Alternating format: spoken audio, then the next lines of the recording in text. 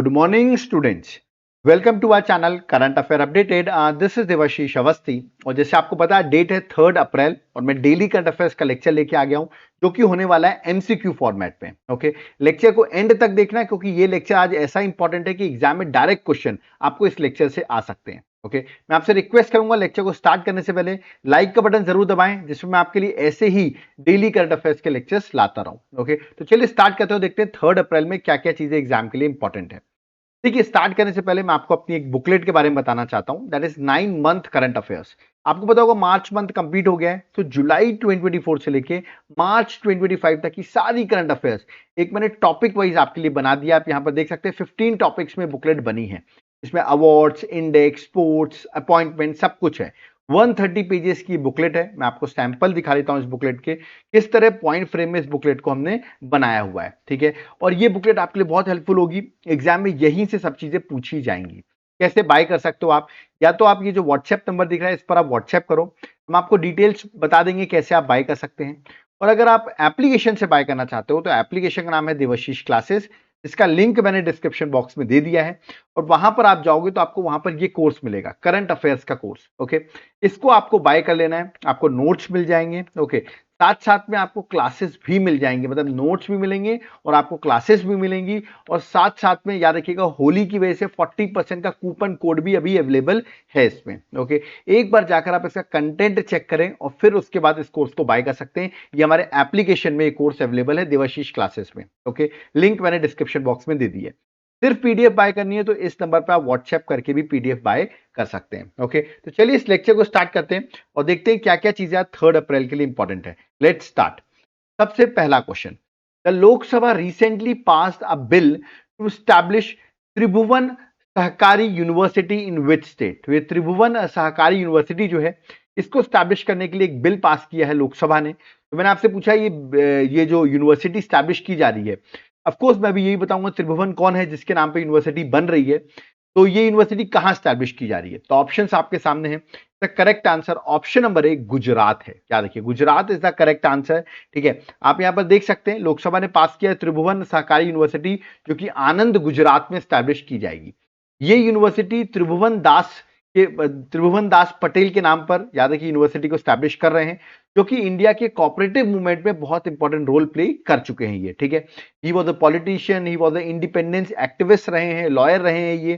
ठीक है, और इन्हीं के नाम पर हम स्टैब्लिश कर रहे हैं इस यूनिवर्सिटी को. ठीक है, और इन्होंने याद रखिएगा फार्मर्स के एक्सप्लॉयटेशन पर भी इन्होंने वर्क किया हुआ है ना. सरदार वल्लभ भाई पटेल से ये इंस्पायर्ड है, महात्मा गांधी के फॉलोअर रहे हैं. ठीक है, तो आपको याद रखना है इनके नाम पर यूनिवर्सिटी गुजरात में आनंद में स्टैब्लिश की जाएगी. ओके, चलिए नेक्स्ट क्वेश्चन में आते हैं, दैट इज क्वेश्चन नंबर 2. अभी आपने देखा होगा रिसेंटली अर्थक्वेक आया कहां पर? म्यांमार में, जिसका इंपैक्ट थाईलैंड में भी देखा हमने. ठीक है ना. तो क्वेश्चन है which ISRO satellite recently captured post earthquake images of Myanmar on 28 March 2025. देखिए 28 मार्च को जो अभी आपको पता अर्थक्वेक आया, उसकी पोस्ट अर्थक्वेक की इमेजेस जो है वो इसरो के सैटेलाइट ने कैप्चर की है. तो मैंने आपसे पूछा किस सैटेलाइट से वो इमेजेस कैप्चर की गई हैं. ऑप्शंस आपके सामने हैं. करेक्ट आंसर मैं बता देता हूं. देखिए आजकल साइंस एंड टेक बहुत आगे जा चुकी है. ये इमेजेस आई हैं, आप यहां पर देख सकते हो किस तरह इमेजेस बताई हैं बिफोर आफ्टर करके. ठीक है, इसका करेक्ट आंसर है कार्टोसैट 3. याद रखिएगा बी जो है करेक्ट आंसर है. इसने इमेजेस ली है इसरो के कार्टोसैट 3 सैटेलाइट ने कैप्चर की है high resolution images of earthquake damage in Myanmar. तो जो म्यांमार में इंपैक्ट हुआ है उसकी इमेजेस यहां पे ली गई हैं. ये अर्थक्वेक म्यांमार में 7.7 मैग्नीट्यूड से आया था. ठीक है, और ये पोस्ट डिजास्टर इमेजेस जो हैं, ठीक है, वो कंपेयर्ड की गई हैं, किस तरह पहले इमेजेस थी अभी कैसा हो गया है, ये सारी चीजें यहां पर बताई गई हैं. ठीक है, तो ये आपको याद रखना है, ये एक एडवांस अर्थ ऑब्जर्वेशन सैटेलाइट था जिसको इसरो ने डेवलप किया था, कार्टोसैट 3. ओके, तो एग्जाम पर्सपेक्टिव से इंपॉर्टेंट है, न्यूज में भी है. ठीक है, चलिए आगे बढ़ने से पहले आप मुझे कमेंट बॉक्स बताइए, सरकार ने एक ऑपरेशन चलाया है, ठीक है, जिसमें कुछ रिलीफ मेजर्स हमने प्रोवाइड किए हैं म्यांमार को. उस ऑपरेशन का नाम क्या है, या मुझे कमेंट बॉक्स में मेंशन करिए जहां पर हमने उनके लिए रिलीफ मेजर्स प्रोवाइड किए हैं. ओके, चलिए नेक्स्ट क्वेश्चन में आते हैं. Question number 3, what is the primary purpose what is the primary purpose of the my Bharat calendar launch by PM Modi. याद रखिएगा माय भारत जो कैलेंडर है इसको लॉन्च किया गया बाय पीएम मोदी. ठीक है, तो मैंने आपसे पूछा इसका प्राइमरी पर्पस क्या है माय भारत कैलेंडर का. मैं इसको बताऊंगा, बड़ा इंटरेस्टिंग है. जो बच्चे स्कूल्स में पढ़ रहे हैं उनके लिए तो बहुत इंटरेस्टिंग है, क्योंकि ये कैलेंडर जो लॉन्च किया गया है ये बताया गया है make children summer vacation creative, उसके लिए कैलेंडर जो है वो प्राइम मिनिस्टर मोदी ने अनाउंस किया है। तो करेक्ट आंसर ऑप्शन सी है। चिल्ड्रंस की समर वेकेशन आ रही है, आपको पता होगा, उसको क्रिएटिव बनाने के लिए ये माय भारत कैलेंडर जो है ये प्राइम मिनिस्टर मोदी ने लॉन्च किया है। इसके बारे में प्राइम मिनिस्टर मोदी ने बताया कि किस तरह समर वेकेशंस को बच्चे क्रिएटिव और इंगेजिंग बना सकते हैं। कैसे? वो अपनी समर वेकेशन में टूर्स, विलेज विजिट करें, पार्टिसिपेशन ले कल्चरल इवेंट्स में, जैसे जन औषधि केंद्र है उसको विजिट करें, बॉर्डर विलेजेस हैं जो हमारी उसको विजिट करें, अंबेडकर जयंती पद यात्रा है उसको ज्वाइन करें। ठीक है, इससे वो अपने देश की डाइवर्सिटी जो हेरिटेज है, डाइवर्स हेरिटेज है, उसको एक्सपीरियंस कर पाएंगे, उसको कनेक्ट हो पाएंगे। तो प्राइम मिनिस्टर मोदी ने उसके लिए याद रखिए माय भारत कैलेंडर के बारे में बताया है कि इस तरह बच्चे वहां पर यार कल्चरल इवेंट्स और ऐसे टूर विजिट्स पे पार्टिसिपेट कर सकते हैं। ओके, चलिए आगे बढ़ते हैं। नेक्स्ट मन की बात में उन्होंने ये चीज बताई है। ठीक है, next question number 4 important question है, which country host the first leg of world boxing cup 2025। तो वर्ल्ड बॉक्सिंग कप जो है 2025 इसका फर्स्ट लेग जो है, अभी देखिए बता दूं 3 लेग में ये वर्ल्ड बॉक्सिंग कप जो है, ठीक है, ये इवेंट कंप्लीट होगा। ठीक है, तो फर्स्ट लेग स्टार्ट हो गया है। तो ये कहां पर स्टार्ट हुआ है? तो इसका करेक्ट आंसर बता देता हूं, that is option number A, Brazil में स्टार्ट हुआ है। याद रखिएगा, यहाँ पे आप देख सकते हैं ये 31 मार्च से लेकर 5 अप्रैल तक ब्राजील में चलने वाला है। ठीक है, और 31 मार्च से लेकर 5 मार्च तक ब्राजील में होगा। फिर 38 जून से लेकर 7 जुलाई तक अस्ताना दैट इज कजाकिस्तान में होगा। और 15 से 22 नवंबर जो फाइनल लेग है वो याद है कि दिल्ली में होगा, that is at India. Okay, तो ब्राजील में भी है, कजाकिस्तान में भी है और दिल्ली में भी है। तो अभी इसका फर्स्ट लेग स्टार्ट हो गया है वर्ल्ड बॉक्सिंग कप 2025 का। ओके, चलिए आगे बढ़ते हैं, नेक्स्ट क्वेश्चन में आते हैं। बट उससे पहले आप मुझे बताइए ब्राजील की कैपिटल क्या है? What is the capital of Brazil? या आप मुझे कमेंट बॉक्स में मेंशन करके बताएंगे। ठीक है, next question number 5 recently who launch NITI national council of applied economic research, short form में कहेंगे ICAER, states economic forum portal. ये पोर्टल जो है याद रखिएगा, NITI ICAER state economic forum portal जो है वो किसने लॉन्च किया है? ये पोर्टल क्या बताता है ये भी मैं भी आपको बताऊंगा, बट आपको बताइए इसको लॉन्च किसने किया है? तो आप यहां पर देख सकते हैं, यहां पर हमारे देश की फाइनेंस मिनिस्टर आपको दिख रही है, 1 अप्रैल को उन्होंने लॉन्च किया है। तो correct answer finance minister Nirmala Sitharaman ने ये लॉन्च किया, नीति NCAER state economic forum portal. ठीक है, देखिए इस पोर्टल में क्या होगा, ये नीति आयोग ने कोलैबोरेशन किया है national council of applied economic research के साथ और इस पोर्टल को बनाया है, जहां पर आपको कॉम्प्रिहेंसिव याद रखिएगा economic, social, physical data, research paper, expert opinions, reports मिलेंगी 30 साल की, मतलब 1990 से लेके 2022-23 तक। याद रखिएगा सारी आपको ओपिनियन, एक्सपोर्ट रिपोर्ट्स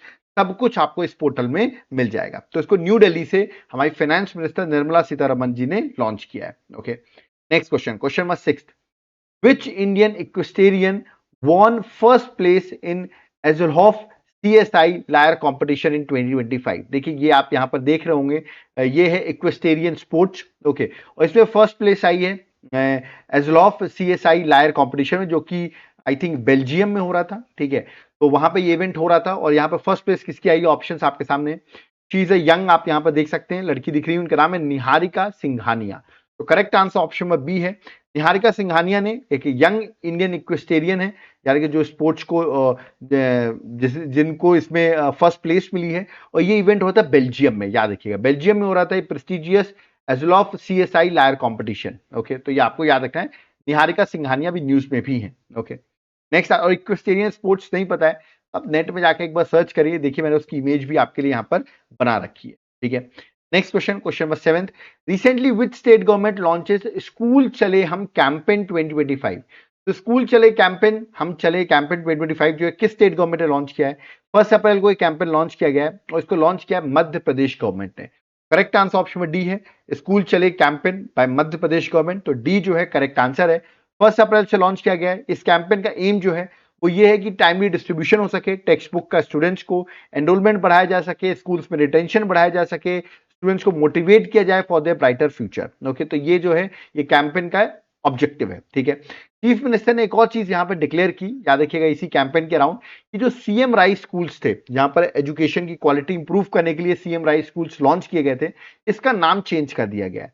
अब ये CM राइज स्कूल नहीं कहलाएंगे, अब ये कहलाएंगे महर्षि सांदीपानी विद्यालय। याद रखिए महर्षि सांदीपानी विद्यालय जो है वो इनका नया नाम हो गया CM राइज स्कूल्स का। याद रखिएगा, तो नाम जो है वो चेंज किया गया, तो ये भी पूछ सकते हैं महर्षि सांदीपानी विद्यालय जो है ये अभी किस स्टेट ने स्कूल का नाम चेंज, किस स्कीम का नाम चेंज किया गया, तो सीएम राइस स्कूल्स का नाम चेंज किया मध्य प्रदेश गवर्नमेंट ने। ओके, और आपको भी पता होगा मध्य प्रदेश के जो सीएम है वो है मोहन यादव। कमेंट बॉक्स में मुझे बताइए मध्य प्रदेश के गवर्नर का नाम क्या है, who is the governor of Madhya Pradesh, ये आप मुझे कमेंट बॉक्स में मेंशन करके बताएंगे। ठीक है, next question, question number 8, which Indian state launched first free fine rice scheme. देखिए फाइन राइस अच्छी क्वालिटी की राइस होती है, इसको फ्री में प्रोवाइड करने वाला पहला स्टेट कौन बन गया है जो फ्री में फाइन राइस स्कीम लॉन्च किया है। ऑप्शंस आपके सामने हैं और यहां पर आप देख सकते हो स्टेट के सीएम ये आपको दिख रहे हो रेवंत रेड्डी, और ये है तेलंगाना के सीएम। तो तेलंगाना ने ये फर्स्ट टाइम किसी स्टेट ने फ्री फाइन राइस स्कीम जो है वो लॉन्च किया है, तो डी जो है करेक्ट आंसर है। यहां पर जो एलिजिबल राशन कार्ड होल्डर्स होंगे उनको 6 केजी तक fine rice per person per month जो है वो दिया जाएगा free of cost, that is at no cost ये चीज मिलेगी। तो ये आपको याद रखना है, पहला स्टेट बन गया जिसने ये स्कीम लॉन्च की है। तो फाइन राइस एक अच्छी क्वालिटी की राइस होती है। ओके, चलिए आगे बढ़ते हैं, नेक्स्ट क्वेश्चन में आते हैं, that is question number 9, who is the author of the book that is great conciliator, a book on Lal Bahadur Shastri. Lal Bahadur Shastri पे ये बुक है और इसके ऑथर कौन है ये मैंने डायरेक्टली पूछ लिया आपसे कि ऑथर कौन है। मैं आपको दिखा देता हूं, ये है बुक, देख सकते हैं द ग्रेट कांसिलेटर लाल बहादुर शास्त्री। ठीक है, इस बुक के ऑथर जो है वो है संजीव चोपड़ा।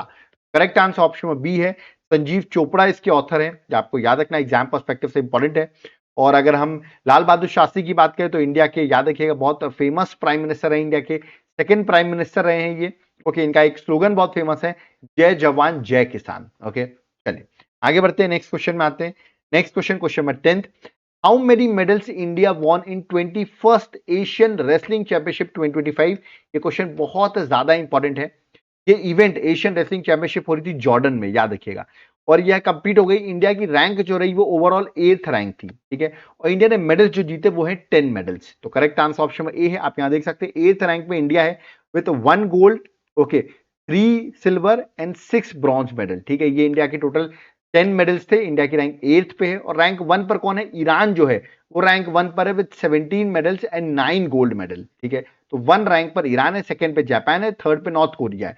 पर आपको ईरान याद रखना है जो रैंक 1 पर है, और इंडिया की रैंकिंग याद रखना है, that is 8th rank with 10 medals. Correct answer option में ए है।